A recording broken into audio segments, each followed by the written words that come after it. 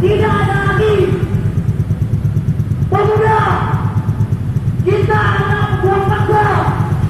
Kita harus menjunjung tinggi bangsa kita, menjunjung tinggi tentang apa-apa yang terjadi di daerah kita. Oleh kawan-kawan